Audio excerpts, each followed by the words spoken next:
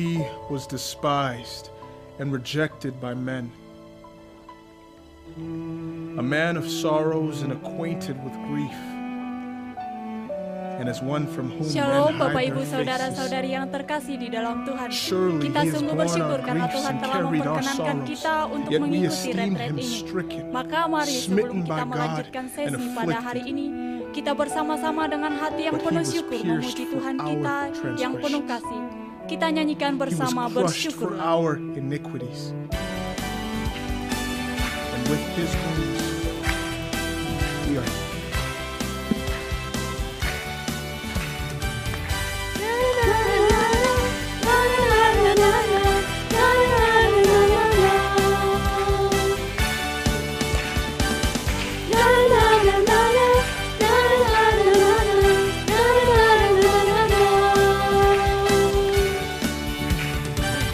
Haleluya, ku memuji-Mu Tuhan, karena kasih-Mu tak berkesudahan.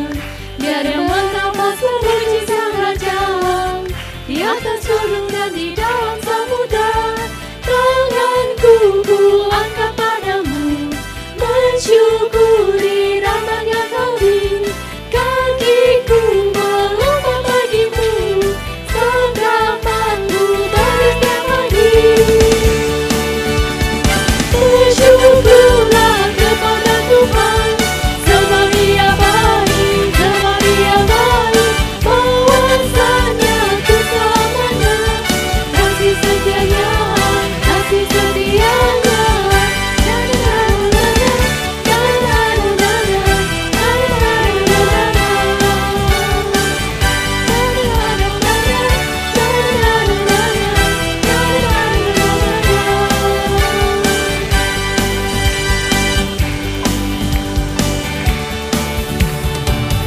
Haleluya, ku memuji-Mu Tuhan, karena kasih-Mu tak berkesudahan.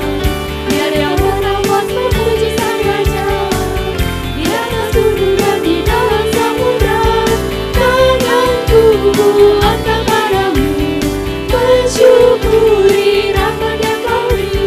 Kakiku melompat bagimu, sanggapanku baru setiap pagi. Bersyukurlah kepada Tuhan, sebab Dia baik, sebab Dia baik. Bahwasanya ku selamanya, kasih setianya, kasih setianya.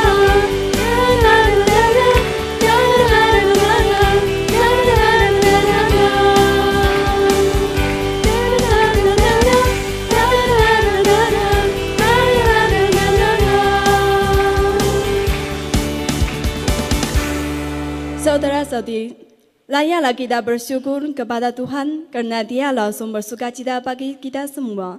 Mari kita lanjutkan pujian kita. Kita nyanyikan, "Oh sukacitaku."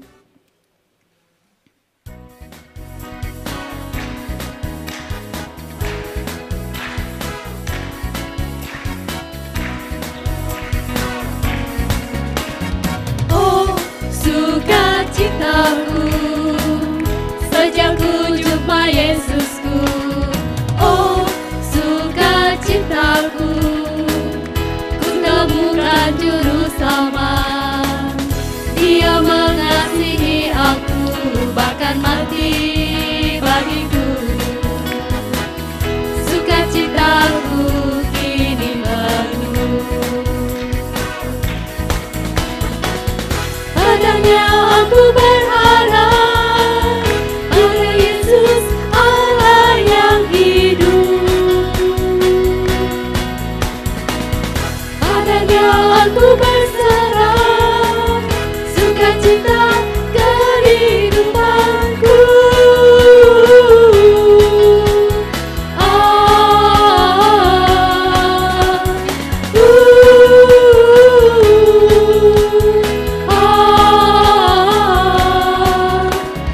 Oh sukacitaku, sejak ku jumpa Yesusku.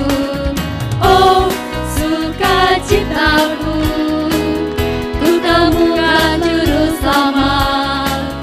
Dia mengasihi aku, bahkan mati bagiku. Sukacitaku kini penuh. Adanya aku berharap pada Yesus Allah yang hidup. Adanya aku berserah sukacita kehidupanku.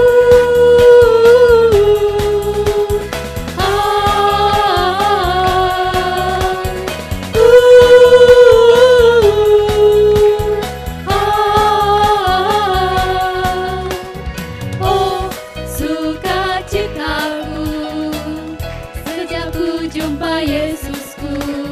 Oh, sukacitaku ku temukan juru selamat.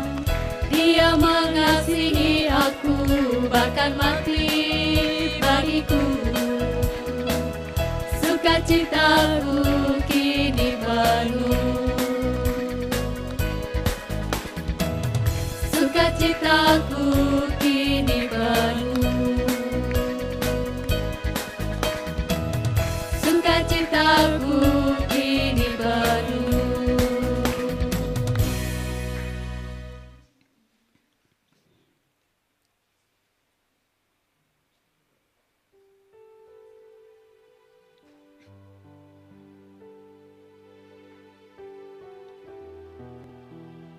Saudara-saudari yang terkasih, mari saat ini kita mohon bimbingan kuasa Roh Kudus di dalam sesi kita pada pagi hari ini. Bersama kita nyanyikan Terang Cahyamu.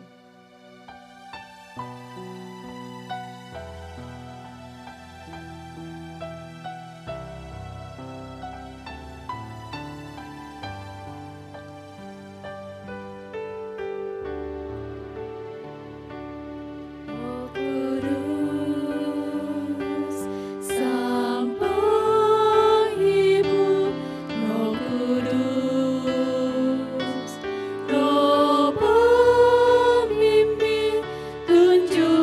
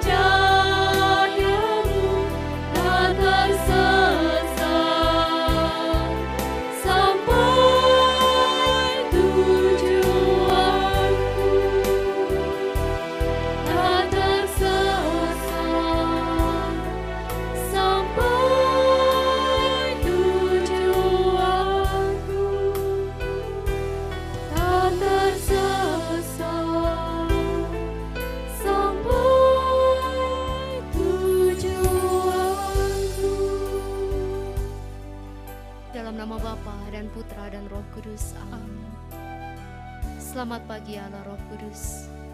Kami sungguh bersyukur atas kehadiran-Mu dan pimpinan-Mu di dalam seluruh kehidupan kami, terutama untuk sepanjang pagi hari ini. Dan kembali kami mohon agar kuasa Roh Kudus-Mu mengurapi kami masing-masing, agar kami melalui sesi ini kami dapat mengenal diri kami, mengenal segala cacat celah juga segala kelemahan di dalam diri kami.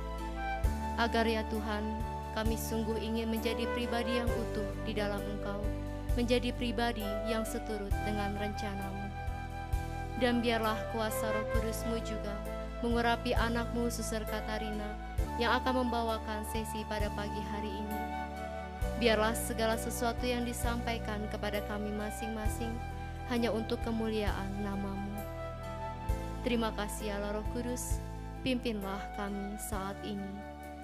Kemuliaan kepada Bapa dan Putra dan Roh Kudus, seperti pada permulaan, sekarang, selalu, dan sepanjang segala abad. Amin. Dalam nama Bapa dan Putra dan Roh Kudus. Amin. Salam damai, saudara-saudariku yang terkasih, dimanapun Anda berada saat ini. Pada sesi kali ini kita akan berfokus pada suatu cacat kelemahan yang merupakan sesi keempat dari retret mengatasi kelemahan ini, yaitu mengenai gelojoh, tamak, dan kikir. Ya, sebelum saya berbincang-bincang dengan Anda mengenai sesi ini, saya akan memperlihatkan kepada Anda semua sebuah lukisan yang dilukis oleh seorang seniman. Ya, menurut Anda, apa pesan dari seniman yang melukiskan gambar yang indah ini? Ada yang mau memberikan jawaban? Apa pendapat Anda tentang gambar yang dilukis oleh seorang seniman yang mempunyai inspirasi seperti ini? Apa pesannya sebenarnya? Tentang sadis, kesadisan. Siapa yang sadis? Ya, ya sebenarnya ini adalah suatu sindiran. Sindiran kepada manusia-manusia yang jatuh di dalam kerakusan, yaitu apa? Menebang misalnya banyak-banyak pohon. Di mana sebenarnya ini jelas merusak alam, mengeksploitasi alam. Pernah Anda menemukan hal ini di tempat Anda? Ya, di sini ada yang menjawab pernah, saya pun sama. Pernah menemukan hal ini. Pada waktu itu saya sedang bertugas di suatu komunitas ya di Pulau Kalimantan, dekat Kalimantan sana ya. Tepatnya Kalimantan Utara.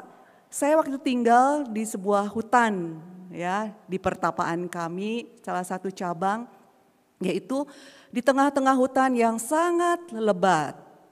Tidak jauh dari pertapaan kami itu ada sebuah sungai yang indah, Sungai Kaingaran namanya. Anda tahu? Ya, di antara sini ada yang tahu ya.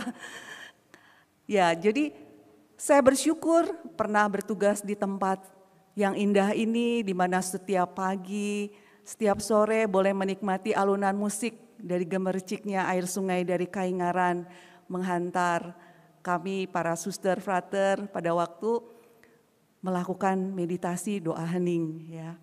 Nah, suatu malam kami pulang dari paroki, jadi tidak jauh dari tempat pertapaan kami ini, ada sekitar ditempuh 20 menit dengan kendaraan. Ada paroki, kami pulang waktu itu bertugas dari paroki bersama para suster menuju pertapaan. Saya sangat terkejut pada waktu itu, karena pada waktu di dalam perjalanan pulang, kami mobilnya itu harus berpapasan dengan lori-lori atau truk-truk yang ternyata truk itu mengangkut kayu-kayu besar, kayu gelondongan yang besar. Jadi jalan yang kami lalui itu memang tidak besar, hanya cukup untuk 2 kendaraan. Jadi kami juga harus hati-hati kendaraan yang kami naiki itu karena truk-truk itu kan membawa kayu-kayu yang besar. Sedangkan jalan di situ juga berpasir saja ya, jalannya berbatu-batu, pada waktu itu belum diaspal. Nah, di dalam perjalanan menuju pertapaan ini saya menghitung, ada berapa tahukah saudara-saudara itu truknya? Ya, ternyata itu puluhan. Jadi saat kami mau masuk ke lokasi pertapaan, saya sudah menghitung dari jalan kami berjalan dari paroki itu, kira-kira ada sekitar 40 truk. Berarti mengangkut 40 gelondongan kayu yang besar. Ya mungkin juga itu lebih dari 40 karena kami harus sudah belok ke arah pertapaan kami. Saya berpikir juga para suster, kenapa ya ini malam-malam? Kemudian ya pengangkutan gelondongan kayu itu bukan jumlah yang sangat sedikit karena itu puluhan. Bisa dibayangkan berarti itu penggundulan hutan, ya karena penebangan pohon-pohon yang besar itu. Dan bayangkan bagaimana kalau nanti terjadi banjir. Dan memang tidak berapa lama setelah itu ada hujan besar, ya hujan besar. Kemudian juga akhirnya kami melihat jalan-jalan yang kami lalui itu ternyata banyak digenangi oleh air, banyak lubang. Nah, inilah suatu hal yang menyedihkan. Kenapa manusia melakukan seperti ini? Karena dia tidak menyadari kah atau memang ya sudah biasa melakukan hal ini? Yaitu mereka manusia yang sangat sadis ini ya, sampai menggunduli begitu banyak pohon, itu terjatuh di dalam suatu cacat celah yang dinamakan kerakusan atau gelojoh. Mungkin juga Anda menemukan hal-hal yang lain ya, misalnya pernah menemukan karpet-karpet atau hiasan-hiasan dinding dan ternyata itu berasal dari kulit binatang. Dan ini bukan hanya sedikit. Ya, mengatakan tuan rumahnya ini kan kami penuh rasa seni. Ternyata di situ ada kulit-kulit harimau. Ditempel ya, di mana-mana, di kamarnya, di karpetnya, di ruang tamu. Ya inilah sebetulnya bukan menghargai rasa seni, tapi justru ini suatu kerakusan. Hanya mau menikmati, ya ini kan berarti pembunuhan juga terhadap hewan-hewan satwa. Padahal itu adalah ciptaan Tuhan. Ya kalau hanya 1-2 mungkin juga karena harimaunya mungkin sakit gimana. Atau kemudian ini ternyata di beberapa tempat ya. Kamar mandi, ruang tamu, ya, ruang tempat tidur. Itu ada kulit-kulit binatang. Mengerikan sebetulnya. Entahlah mungkin apakah tidak sadar. Nah karena itu mari saat ini kita mau mengenali cacat celah ini. Karena sebetulnya cacat-cacat ini mungkin tidak disadari. Ya mungkin orang merasa nikmat, yang penting saya puas. Padahal sebetulnya itu menghalangi kita untuk dapat datang kepada Tuhan. Karena ini adalah suatu cacat celah. Yaitu mari kita akan berbincang mengenai yang pertama gelojoh. Apa itu gelojoh atau kerakusan? Ini sebenarnya adalah suatu keinginan untuk memperoleh atau menikmati lebih banyak dari yang diperlukan. Atau melebihi kapasitas kemampuan. Ada 3 jenis gelojoh. Yang pertama yaitu gelojoh dalam hal makanan dan minuman. Apa sebetulnya ciri-ciri dari gelojoh dalam makanan dan minuman ini? Ya, Anda lihat ini bisa melihat itu burger ya sampai bertumpuk-tumpuk ya. So, kita boleh makan ya mungkin ya. Tapi kalau misalkan sampai berlapis-lapis burger, jadi ini adalah suatu gelojo. Itu namanya suatu kerakusan. Jadi itu adalah suatu keinginan untuk makan dan minum yang tidak terkendalikan.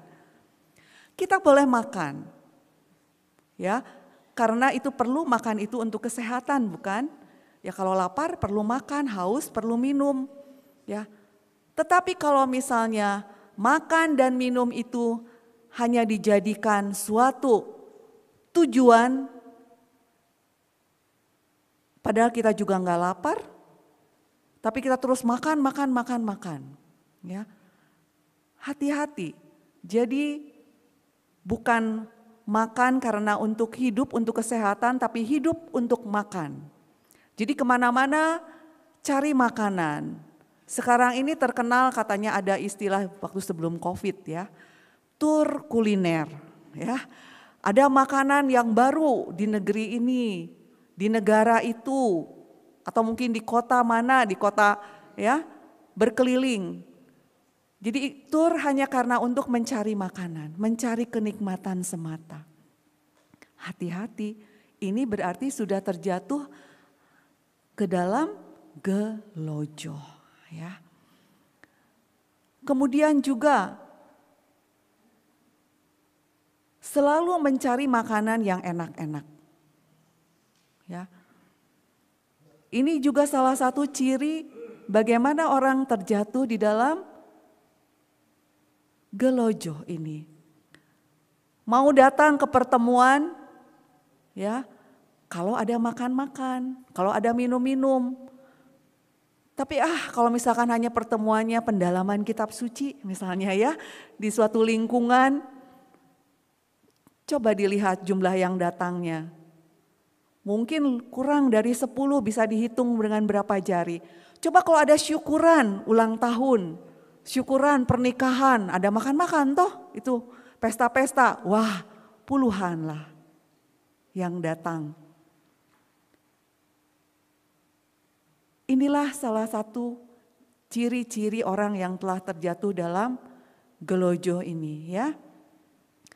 Kalaupun sudah kenyang, makan terus ya. Saya kan belum coba ini makanan yang seperti ini, misalkan kan sekarang ini pesta-pesta biasanya standing party. Ada berapa macam jenis makanan. Yang ini diambil, yang sana diambil, ini belum selesai, udahlah pokoknya diambil sampai setumpuk. Atau misalkan sudah makan, yang itu belum dicicipi. Jadi akhirnya pergilah ke belakang dimuntahkan. Ada seperti itu, orang-orang seperti itu. Ya, makanan yang sudah masuk dimuntahkan, kemudian supaya nanti bisa menikmati makanan yang lain yang belum dicicipi. Inilah ciri-ciri orang yang terjatuh di dalam gelojo, kerakusan. Mari kita lihat sekarang jenis gelojo yang kedua, yaitu berhubungan dengan gelojo dalam ilmu pengetahuan dulu, ya. Gelojo dalam ilmu pengetahuan ini apa maksudnya? Ini ingin selalu menambah pengetahuan tanpa memikirkan apa kegunaannya. Apakah memang itu dapat memperluas wawasan atau tidak? Yang penting banyak ilmu, tapi enggak tahu kegunaannya untuk apa. Misalnya juga ya, baca koran. Baca koran berjam-jam sampai melalaikan tugasnya, pekerjaannya. Semua dibaca dari halaman pertama sampai mungkin halaman 16 ya. Buka-buka sekarang ini ya udah koran tidak seperti dalam kertas, tapi mungkin buka-buka ya Kompas lah atau apa ya di dalam internetnya, dibuka semua berita. Sampai berjam-jam, sampai melalaikan tugasnya.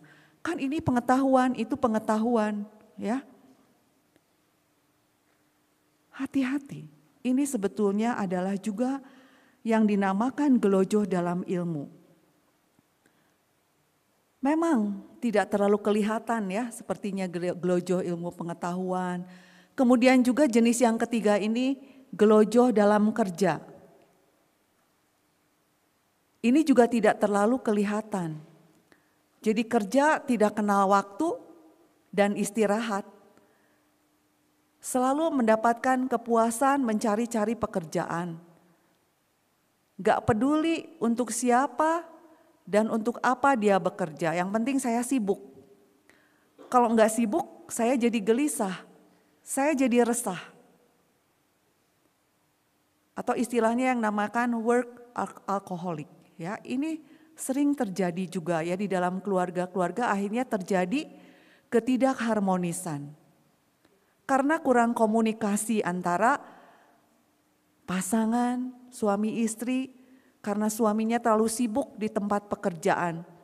Gak ada komunikasi dengan anak-anaknya, menjadi jauh relasinya. Akhirnya timbul ketidakharmonisan. Atau suami istri sibuk bekerja. Anaknya padahal masih kecil. Sesungguhnya dia membutuhkan perhatian jelas ya, lebih dari kedua orang tuanya. Tapi dua-duanya sibuk mengejar karir.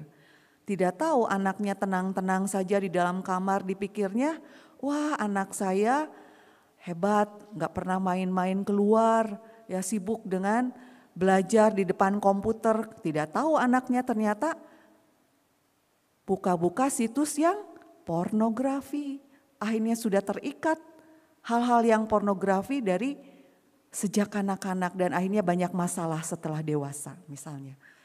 Karena orang tuanya terlalu sibuk dengan pekerjaannya, kurang memperhatikan anak-anaknya. Karena orang tuanya juga jatuh di dalam yang namanya gelojoh di dalam pekerjaan. Memang saudara-saudariku yang terkasih, kalau dalam soal makan dan minum ya bisa kelihatan ya mengenai gelojoh ini. Tapi kalau gelojoh dalam kerja dan ilmu pengetahuan ya sepertinya ya tidak nampak. Tapi hati-hati, ini juga sebetulnya berbahaya. Ya akan menjadikan ada suatu akibatnya yang buruk. Kalau orang terikat dengan gelojoh, entah gelojoh di dalam pekerjaan, ya entah dalam gelojoh ilmu pengetahuan, akhirnya orang kurang beristirahat dan akhirnya juga jatuh sakit. Ya begitu juga saudara-saudari yang hadir di sini, misalkan ya tidak mengikuti peraturan, misalkan harusnya waktunya jam istirahat tapi terus masih baca ya karena haus.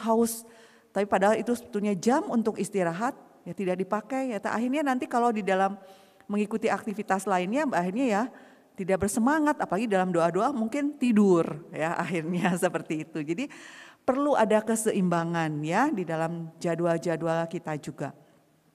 Nah, apa kerugian-kerugian dari gelojoh ini? Dari kerakusan ini, jelas ini merugikan diri sendiri dan juga merugikan sesama kita. Ya. Tadi sudah sempat disinggung bahwa ini juga akan menimbulkan penyakit.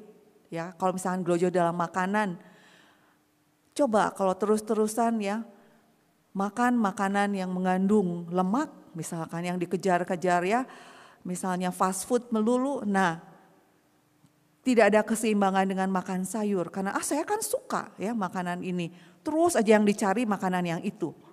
Tidak ada keseimbangan, kemudian akhirnya terjatuhlah ya dengan penyakit-penyakit tertentu. Kalau orang yang senangnya manis-manis terus ya akhirnya diabetes lah ya. Misalnya juga atau misalkan yang terus-menerus mengejar fast food, sukanya daging-daging melulu ya.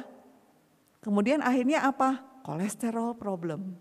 Jadi itulah kemudian juga terjerat yang namanya materialisme, konsumerisme. Karena hidupnya hanya untuk mencari kenikmatan saja. Dan orang-orang yang tenggelam dalam hal-hal duniawi mengejar kenikmatan-kenikmatan saja, akhirnya juga akan sedikit-sedikit banyak itu pasti akan melupakan Tuhan. Dan bagaimana dengan merugikan sesama? Jelas kalau orangnya jatuh dalam gelojoh ini, kerakusan ini, akhirnya juga bisa mengurangi jatah sesamanya. Termasuk juga gelojoh dalam hal kerja. Ya. Jadi itu hak jatahnya orang lain dia sikat, dia ambil. nggak peduli ya orang lain kekurangan. Ini namanya jelas merugikan. Dan juga ini akhirnya juga jatuh di dalam dosa ketidakpedulian pada sesama. Seperti halnya di dalam Injil ya, mari kita lihat. Atau yang masih ingat, ini cerita di dalam Injil Lukas bab 16 ayat 19 sampai 31. Ada yang ingat ini adalah kisah mengisahkan apa? Ya, yang bertemakan tentang orang kaya dan Lazarus yang miskin. Kita lihat di situ diceritakan bagaimana ada seorang yang kaya, berpakaiannya selalu berjubah ungu. Ini menandakan suatu orang yang kaya dulu ya. Biasanya memakai warna jubah ungu, kain halus. Kemudian di situ ternyata tidak jauh dari situ ada seorang pengemis yang bernama Lazarus. Orang kaya ini sedang berpesta. Lazarus itu kelaparan. Ya, dengan pakaiannya yang compang-camping, kemudian juga dengan luka-luka di kulitnya. Memang orang kaya ini tidak mengusir Lazarus, ya. Dia tidak berbuat sepertinya tidak berbuat jahat.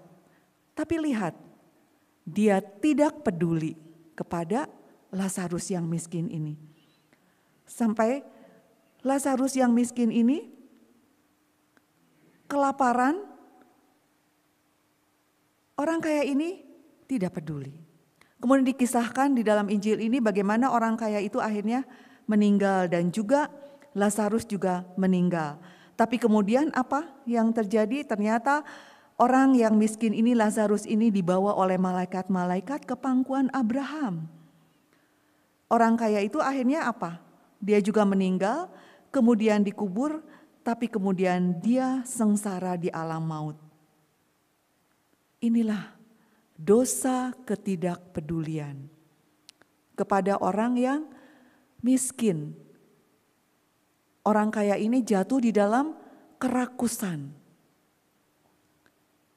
Kemudian akhirnya pada saat dia meninggalkan dunia ini, akhirnya dia tidak dapat bertemu dengan Tuhan.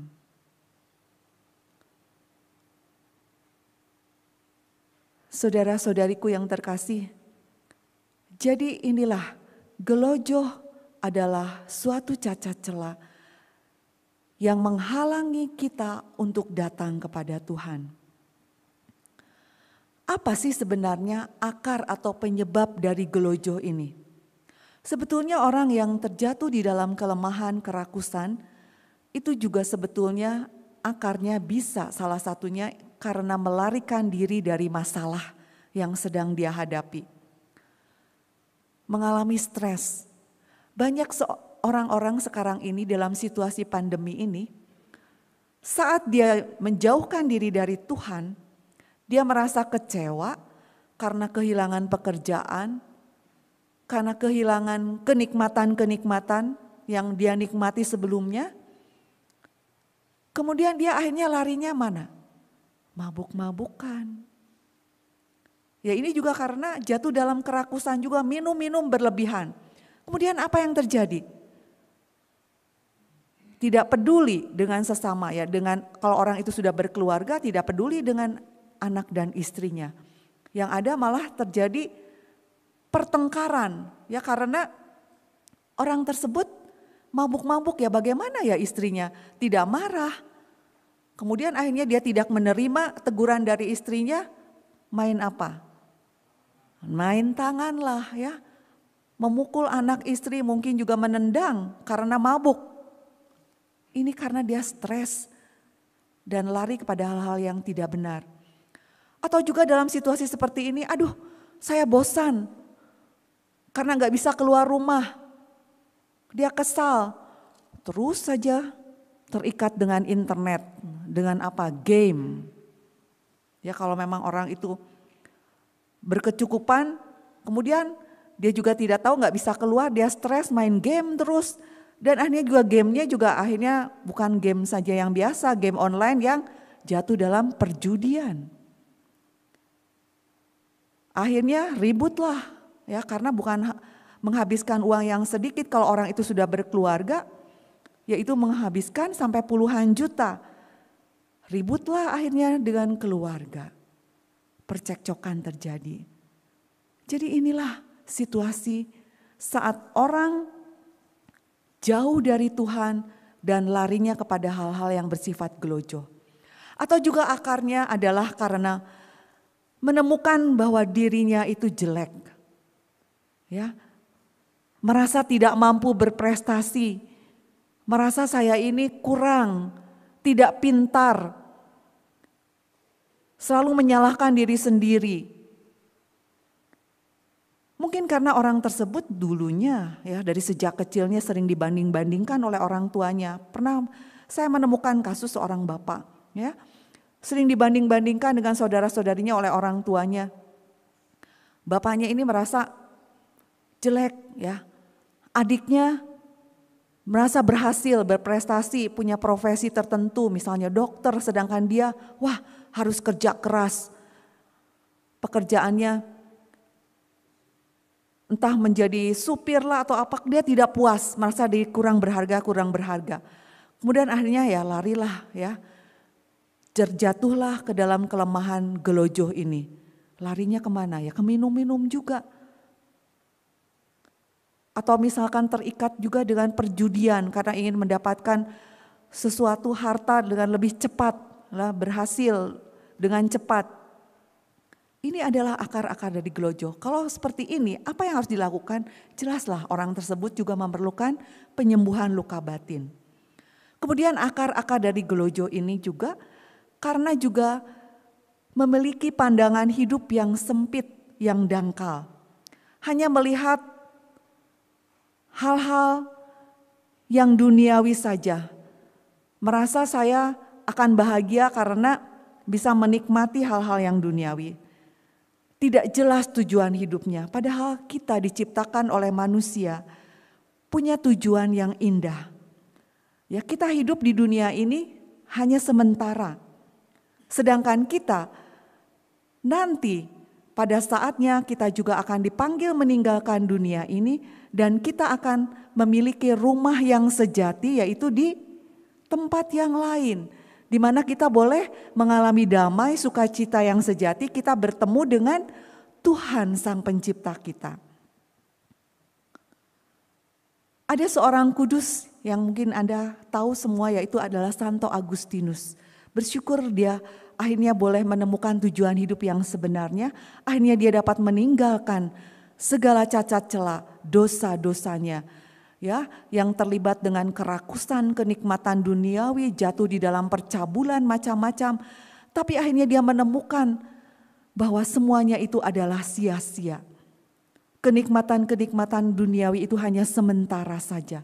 Seperti tadi juga mungkin Anda dalam misa pagi ya, di dalam bacaan pertama dikatakan bahwa sebetulnya semuanya itu adalah sia-sia kalau bersifat hal yang duniawi itu. Ya, orang justru sebetulnya akan menemukan sesuatu yang indah, yang akan membawakan kedamaian yang sejati, kebahagiaan kalau orang boleh mencintai, mengasihi Tuhan. Dan itu juga adalah tujuan hidup kita sebenarnya. Seringkali orang tidak menyadari tujuan hidup saya ini apa sebetulnya. Orang berlomba-lomba mengejar prestasi, mengejar misalnya usia yang panjang ya, dengan menjaga kesehatan ya supaya bodinya hebat ya. Kalau yang laki-laki lihat ya, sekarang ini banyak misalkan tempat-tempat untuk slimming fit atau apa misalnya untuk olahraga segala macam, itu lebih banyak kan daripada rumah-rumah doa atau rumah retret bisa dihitung. Orang hanya melihat hal-hal yang fisiknya saja, padahal itu sebetulnya adalah sia-sia. Ya karena nanti pada waktu kita akan meninggalkan dunia ini, yang dilihat justru adalah berapa besar kasih kita. Seperti yang dikatakan oleh seorang kudus Santo Yohanes Salib, kita akan dinilai berapa besar cinta kita kepada Tuhan dan sesama. Itu yang akan dinilai oleh Tuhan. Bukan berapa panjang usia kita. Ya. Itu bukan tujuan hidup manusia yang sebenarnya. Tetapi tujuan hidup manusia adalah sebenarnya untuk mengenal Allah, untuk mengasihi Allah. Nah, saudara-saudariku yang terkasih, karena itu cacat celah, gelojoh kerakusan ini adalah salah satu penghambat kita untuk mengasihi Allah.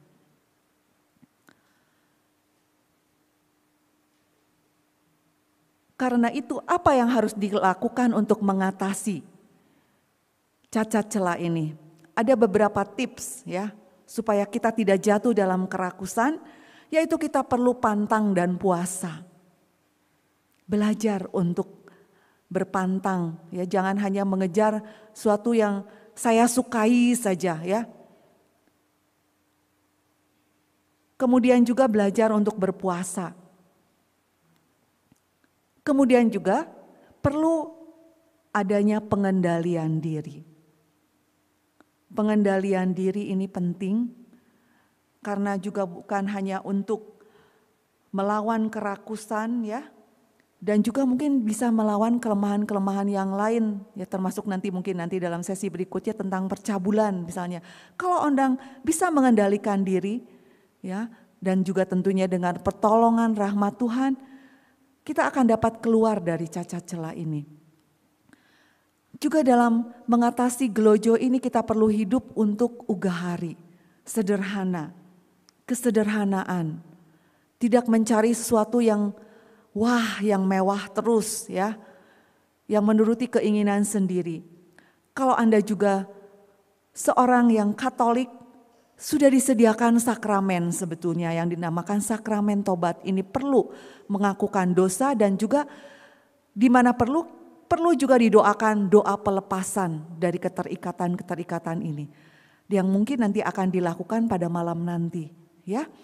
Jadi Anda yang merasa sulit ya, terikat dengan kelemahan-kelemahan tertentu termasuk gelojoh ini, bukalah hati Anda, mohonlah kekuatan Tuhan untuk didoakan nanti juga, yaitu pada malam nanti kita akan ada doa pelepasan ini. Dan juga kita perlu menyadari bahwa apapun yang saya lakukan ini adalah semua untuk dilakukan untuk kemuliaan Tuhan. Misalnya Anda boleh mencari harta, ya, bekerja, tapi bukan terutama hanya untuk memuaskan diri, tapi juga misalkan dibantu untuk menolong sesama. Dan juga ditujukan supaya nama Tuhan dimuliakan. Membuka lapangan pekerjaan untuk sesama kita yang menganggur. Ya, kemudian orang akhirnya bisa bersyukur kepada Tuhan. Itu adalah suatu hal yang dimana kita boleh juga memuliakan Tuhan. Jadi bukan hanya mengejar harta untuk menimbun untuk diri sendiri. Dan juga menyadari bahwa tubuh ini adalah bait Allah. Karena itu jangan merusakkan bait Allah di mana Tuhan ada di situ dengan mengejar kenikmatan-kenikmatan, dengan terus-menerus mengejar makanan-makanan tertentu yang enak-enak terus ya, sampai akhirnya jatuh dalam sakit, yaitu berarti tidak menjaga kesehatan, berarti itu juga tidak menghormati Allah yang ada di dalam tubuh kita. Atau juga menikmati dengan ya itulah kesenangan-kesenangan dengan menghabiskan minum-minum sampai mabuk. Akhirnya ujung-ujungnya juga sakit. Entah misalkan juga dengan hal-hal yang berlebihan, yang merokok misalkan ya, keterikatan yang terus-menerus, terus akhirnya apa yang terjadi? Kanker lah ya. Akibatnya entah kanker paru-paru ya. Jadi inilah ada beberapa usaha yang dapat dilakukan untuk mengatasi kelemahan gelojoh ini. Kemudian kita sekarang akan melihat tentang tamak atau kekikiran. Ya, ini sebetulnya adalah suatu gelojoh juga, kerakusan di mana mengejar ya suatu harta, tetapi di sini untuk memuaskan dirinya sendiri saja. Kita boleh ya bekerja ya, karena kita ini bekerja ini untuk kehidupan, untuk kesejahteraan ya. Tapi Kalau itu ternyata kita terus berlebihan, ya, dan itu hanya untuk mencari kenikmatan, keuntungan diri sendiri, itu tidak terkendali, itu namanya berarti menjadi tamak, ya. Ini namanya gelojoh kerakusan dalam harta duniawi dan juga dalam kekuasaan. Itu namanya istilahnya disebut tamak, ya, ketamakan. Biasanya saudaranya yang tamak ini juga ada, yaitu yang namanya kikir. Biasanya kalau orang yang tamak, biasanya juga dia juga kikir, pelit, ya. Jadi selalu berusaha agar apa yang dimiliki oleh dia tidak berkurang sedikit pun. Kalau bisa harus terus bertambah. Kalau dia memberi dengan tangan kiri, mungkin dengan tangan kanan dia akan mengambil lebih banyak. Jadi enggak mau berkurang hartanya itu. Jadi kalaupun memberi, pasti juga disertai perhitungan akan memperoleh lebih banyak lagi. Itu namanya kikir, ya. Kemudian tamak ini hati-hati, bukan hanya di dalam harta saja, tetapi juga tamak atau kerakusan ini juga bisa dalam hal-hal yang rohani, saudara-saudariku. Jadi hampir semua misalnya orang yang pemula di dalam hidup rohani, itu juga bisa terjatuh dalam cacat celah ini. Jadi terikat hanya mencari kepuasan-kepuasan dalam doa, mencari penghiburan, ya. Dalam latihan-latihan doa, misalkan entah doa Yesus gitu ya, karena besok nanti kita juga akan ada sesi tentang doa Yesus lagi, karena itu nanti perlu bimbingan juga ya dalam melakukan doa Yesus. Jangan hanya mencari penghiburan-penghiburan, karena kalau terus yang dicari itu nanti akhirnya bisa jatuh dalam kerakusan rohani. Kemudian juga misalnya orang yang rakus dalam rohani ini sebetulnya dia bukan mengejar kekudusan atau mencari Tuhan, karena sebetulnya ini hanya mencari diri sendiri. Misalkan melakukan mati raga atau puasa juga kadang-kadang jadi ekstrim, ya, berlebihan. Ditentukan puasa hanya hari Senin, oh dia Senin, Kamis, Sabtu misalnya ya, kemudian akhirnya jatuh dalam sakit mah, karena ingin mendapatkan suatu pujian juga sebetulnya, karena katakan, wah saya hebat, ya bisa berpuasa seminggu 3 kali. Itu kan seperti kesombongan orang Farisi itu sebetulnya ya. Juga pengalaman-pengalaman rohani itu membuat dirinya ya itulah merasa hebat. Kadang-kadang juga kalau misalkan orang setelah menerima komuni ya, juga kadang-kadang hanya mencari perasaan-perasaan, bukan ya menyadari kasih Tuhan begitu ya, kemudian juga bersyukur di dalam doa-doa komuni itu, tapi kemudian hanya mencari kepuasan. Ini hati-hati, ini adalah gejala orang yang rakus rohaninya. Jadi bukannya mencari hubungan yang mendalam ya, dengan rasa syukur yang mendalam kepada Tuhan di dalam keheningan setelah komuni itu, jadi hanya sibuk dengan mencari penghiburan. Kalau enggak merasakan apa-apa, aduh kok saya rasanya kering ya. Ya karena dicarinya hiburan, bukan mencari Tuhan dengan sungguh-sungguh. Dan juga orang yang rakus dalam rohani, biasanya mereka tidak tertarik pada salib atau penyangkalan diri. Jadi mengalami penderitaan sedikit ya, sakit sedikit, wah sudah gelisah, kecewa. Kenapa Tuhan saya sakit? Padahal saya mau melayani Tuhan, padahal saya rajin ke gereja. Ya, padahal sebetulnya ini orang itu tersebut sudah mulai jatuh dalam kerakusan rohani. Enggak mau menyangkal diri ya. Inilah kerugian-kerugian yang diakibatkan oleh ketamakan dan kekikiran juga. Ya karena menjadikan harta dan kekuasaannya itu dipakai untuk mencari pujian, mendewakan dirinya. Jadi harta dan kekuasaan dijadikan juru selamat bagi dirinya. Ya bukan menjadikan penyelamat itu adalah Tuhan. Dan biasanya juga Orang yang kikir, yang tamak ini buta terhadap nilai hidup moral dan rohani. Ini ada di dalam Injil Lukas 12 ayat 13 hingga 21. Mari kita lihat sekilas mengenai Injil Lukas ini apa? Menceritakan apa? Yaitu tentang orang kaya dan tapi dia bodoh. Ya, dikatakan di situ ada seorang yang banyak hartanya, ya. Kemudian di situ diceritakan di dalam ayat 14, Yesus berkata kepadanya, "Saudara, siapa yang telah mengangkat aku menjadi hakim atau pengantara atas kamu?" Yesus sendiri berkata, "Berjaga-jagalah dan waspadalah terhadap segala ketamakan, sebab walaupun seorang berlimpah-limpah hartanya, hidupnya tidaklah tergantung daripada kekayaannya itu." Kemudian Yesus memberikan cerita tentang perumpamaan tentang orang kaya ini, tanahnya berlimpah.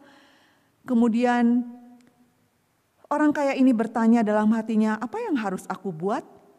Ya, sebab aku tidak mempunyai tempat di mana aku dapat menyimpan hasil tanahku ini." Lalu katanya, "Oh, inilah yang akan aku buat. Aku akan buat lumbung-lumbung di situ ya, yang lebih besar, bisa menyimpan semua gandum-gandum barang-barang. Sesudah itu akan berkata pada dirinya, 'Jiwaku, ada padamu banyak barang.' Jiwaku." Kemudian di sini dia akan menimbun untuk bertahun-tahun lamanya, sehingga dapat beristirahat, makan, minum, dan bersenang-senang. Tetapi firman Allah kepadanya, "Hai engkau orang bodoh, pada malam ini juga jiwamu akan diambil daripadamu. Dan apa yang telah engkau sediakan, untuk siapakah itu nanti?" Demikianlah jadinya dengan orang yang mengumpulkan harta bagi dirinya sendiri, jikalau ia tidak kaya di hadapan Allah.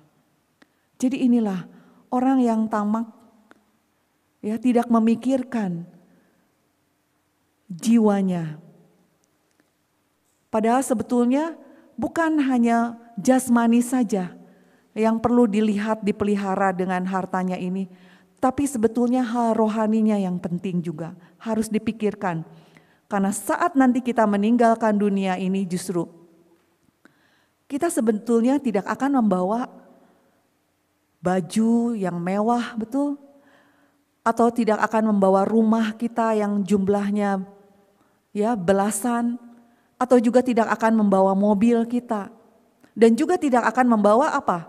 Gelar kita. Betul tidak? Pada saat kita meninggalkan dunia, sebetulnya kita hanya membawa gelar satu saja. Apa itu gelarnya?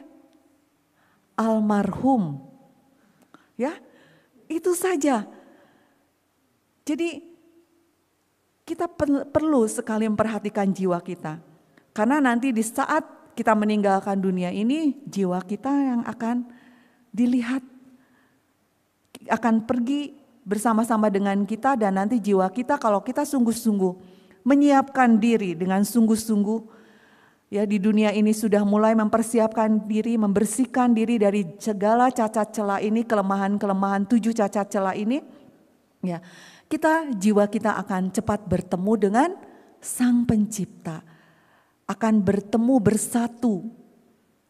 Karena itu peliharalah mulai dari sekarang jiwa kita. Jangan biarkan kerakusan, kelemahan, ketamakan ini, kekikiran melekat kepada pribadi kita. Karena ini akan menjadikan pribadi kita juga tidak utuh, tidak bahagia. Pernah ada seorang bapak berkomentar, "Suster, gak apa-apa, kan kita menikmati ya hal-hal ini, makan terus gitu ya. Ayo kita makan terus, pesta-pesta terus, atau menikmati yang bisa memuaskan mata kita. Ya, misalnya apa? Melihat hal-hal yang akhirnya melihat hal-hal yang porno juga bisa ya, seperti itu. Ini kan hiburan, suster, tidak merugikan orang lain." Ada seorang yang berkomentar seperti itu kepada saya. Tidak dipikirkan ya. kalau dipenuhi dengan hal-hal yang merusak, ya, mata kita selalu melihat hal yang tidak baik, mulut kita juga selalu misalkan dipenuhi dengan hal-hal yang makanan-makanan terus yang dikejar, ya. Akhirnya itu kan masuk di dalam pikiran kita juga, ya, ke dalam pikiran kita. Nanti baru makan selesai, makan pagi sudah sibuk, aduh nanti siang makan apa ya? Atau makan di mana, misalkan kalau orang yang jatuh dalam kerakusan, ya. Makanan enak apa lagi yang bisa dimakan? Terus itu mempengaruhi pikirannya, kemudian itu juga akan merusak jiwanya. Begitu juga akhirnya orang kalau tidak menyadari itu adalah suatu cacat celah kelemahan yang harus dikikis, hati-hati. Karena ini akan mengikat orang tersebut. Ya, jadi melalui mulut juga hati-hati. Jadi apa yang kita cari, janganlah hanya kenikmatan-kenikmatan yang bisa dinikmati melalui alat-alat indera kita, entah melalui mulut, mata, atau bukan melalui telinga, ya, indera-indera yang lain. Kalau ini terus yang kita kejar, ya, kita tidak mau menghadapi cacat celah ini, mengatasi cacat celah ini, akhirnya akan menjadikan kita terus tenggelam di dalam dosa. Bukan hanya dosa ketidakpedulian terhadap sesama, ya, tetapi menjauhkan kita dari Tuhan, kita terikat dengan kuasa kegelapan. Saya akan menayangkan sebuah ilustrasi film, ya, yang mungkin ini akan menjadi bahan refleksi kita. Kita akan melihat bagaimana orang yang sebetulnya terikat dengan suatu kelemahan, dibiarkan terus-menerus, ya, cacat celah ini, dan akhirnya itu menjadi mengikat pribadi orang itu sehingga menjadi budak dosa dan dikuasai akhirnya oleh kuasa kegelapan. Mari kita akan melihat, tapi sebelumnya kita mau lihat dulu sebetulnya bagaimana sih cara mengatasi gelojoh ketamakan dan kekikiran ini. Kita perlu mengubah pandangan hidup yang sempit ini. Harta dan kedudukan itu adalah hanya sarana, bukan tujuan hidup. Ya, jadi perlu ada pandangan yang seimbang. Karena tujuan hidup kita adalah untuk bersatu dengan Tuhan, bukan untuk mengejar kenikmatan di dunia ini. Juga perlu mengarahkan pandangan prioritas, karena itu perlu ada suatu prioritas di dalam hidup ini, Tuhan yang utama. Ya, dan juga mengasihi Tuhan seperti dalam 10 perintah Allah, kasihilah Tuhan Allah yang pertama itu. Perlu ada prioritas karena itu. Supaya kita tidak terjatuh dalam gelojoh. Juga ini kembangkanlah sikap bahwa harta kedudukan bukan semata-mata untuk memuaskan kepentingan pribadi, tetapi sebagai hidup bakti saya untuk mempersembahkan kepada Tuhan dan juga untuk kebaikan sesama. Kalau kita punya tujuan ini, kita juga tidak akan jatuh dalam kesombongan, ya. Dan juga belajar bersyukur dan mempergunakan dengan baik harta yang kita miliki untuk kemuliaan Tuhan. Saat kita bersyukur ya untuk apa yang kita miliki, ini juga kita tidak jatuh dalam kelemahan yang lain yang seperti kemarin disinggung, yaitu tidak jatuh dalam iri hati. Nah, mari saudara-saudariku yang terkasih, kita akan melihat sekilas, mungkin Anda ada yang pernah melihat film ini, ya, tapi sebetulnya ini punya pesan yang mendalam. Mari saat ini saudara-saudariku yang terkasih, kita akan lihat film ini, tayangan ini, supaya kita jangan tenggelam di dalam kelemahan-kelemahan tertentu. Silahkan kita akan melihat, ya.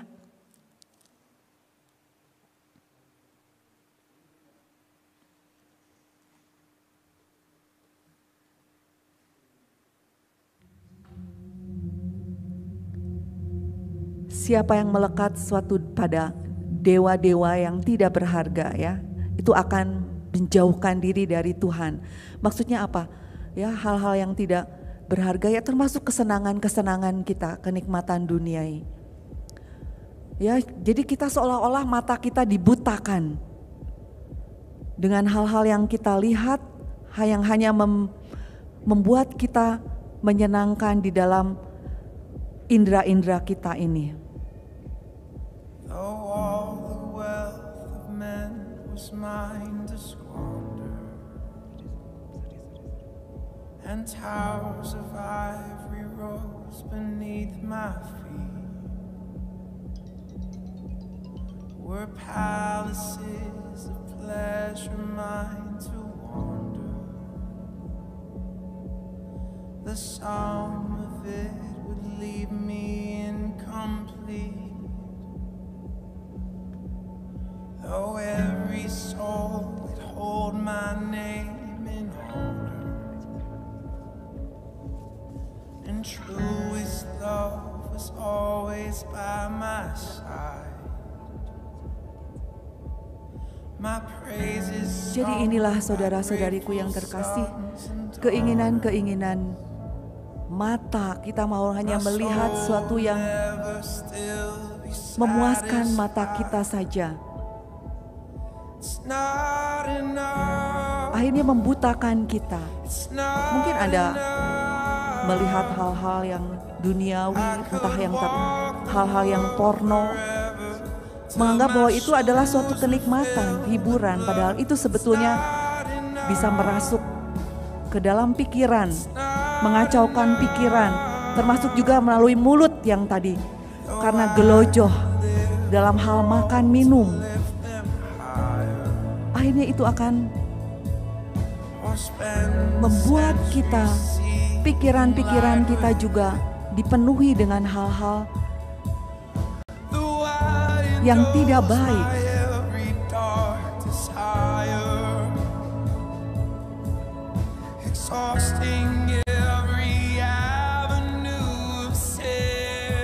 Dan akhirnya itu dapat mengikat kita kalau kita tidak berusaha mengatasinya.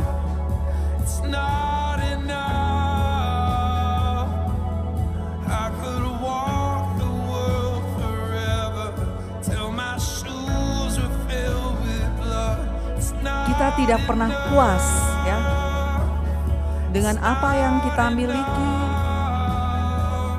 tidak pernah bersyukur, tapi terus mengejar kenikmatan.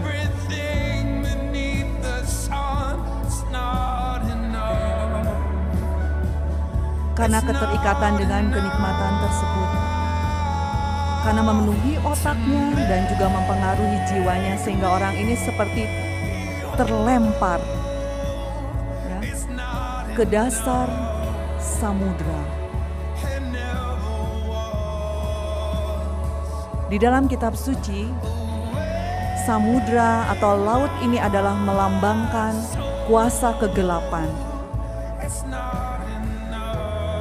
Orang akhirnya terbawa, terseret kepada kuasa kegelapan kalau orang tidak mau berusaha melepaskan kelekatan-kelekatan dengan dosa-dosa pokok ini.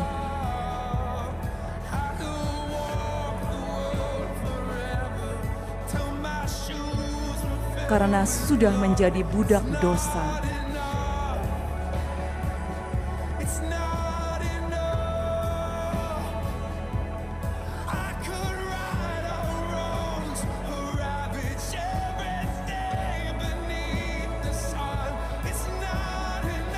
Dan sungguh-sungguh dia tidak dapat melepaskan dirinya dari segala kelekatan-kelekatan yang mengikat ini. Karena sudah terikat dengan dosa.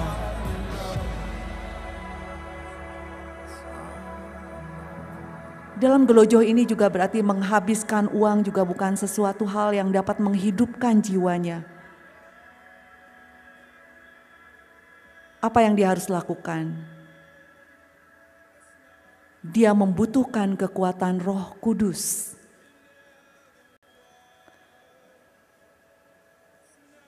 Dia membutuhkan kekuatan Tuhan. Karena itu saudara-saudariku yang terkasih, di akhir dari sesi gelojoh ini, mari kita memohon rahmat dan kekuatan dari Tuhan saja, supaya kita dapat memerangi, melepaskan dari segala ikatan-ikatan, terutama ikatan-ikatan juga gelojoh, ketamakan, kekikiran. Perlu kita lawan dengan kebajikan-kebajikan yang kita mohon dari Tuhan.